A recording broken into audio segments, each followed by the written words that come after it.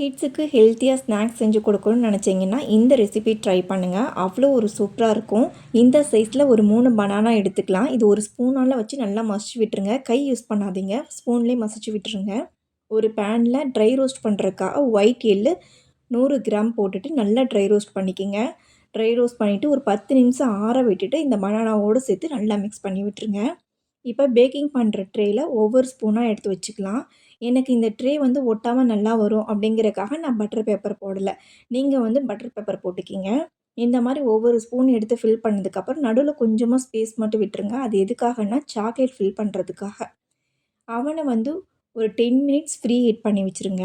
140 degree செல்சியஸில் up and down back ஆகிற மாதிரி ஒரு 30 to 40 மினிட்ஸ் வந்து பேக் பண்ணி எடுக்கணும். இந்த மாதிரி பேக் பண்ணி எடுத்ததுக்கப்புறம் ஒரு 10 மினிட்ஸ் ஆற வச்சுட்டு நான் இன்றைக்கி ஒயிட் காம்பவுண்ட் சாக்லேட் தான் எடுத்திருக்கேன். அது ஒவ்வொரு ஸ்பூன் எடுத்து ஃபில் பண்ணிவிட்டு நடுவில் வந்து கேஷ்யூ நட்டு இல்லாட்டி பாதாம் கூட யூஸ் பண்ணிக்கலாம். உங்களுக்கு வந்து இந்த ஒயிட் காம்பவுண்ட் சாக்லேட் பிடிக்கல அப்படின்னா டார்க் காம்பவுண்ட் சாக்லேட் இல்லையா ஜாம் கூட யூஸ் பண்ணிக்கலாம். ஜாம் யூஸ் பண்ணுறதா இருந்தால் நல்லா இதை ஆற வச்சுட்டு ஜாம் ஃபில் பண்ணுங்கள். அவ்வளோ ஒரு சூப்பராக இருக்கும். ஒரு 20 மினிட்ஸ் ஆற வச்சுட்டு சாப்பிட்டு பாருங்கள். கண்டிப்பாக ட்ரை பண்ணுங்கள். தேங்க்ஸ் ஃபார் வாட்சிங்.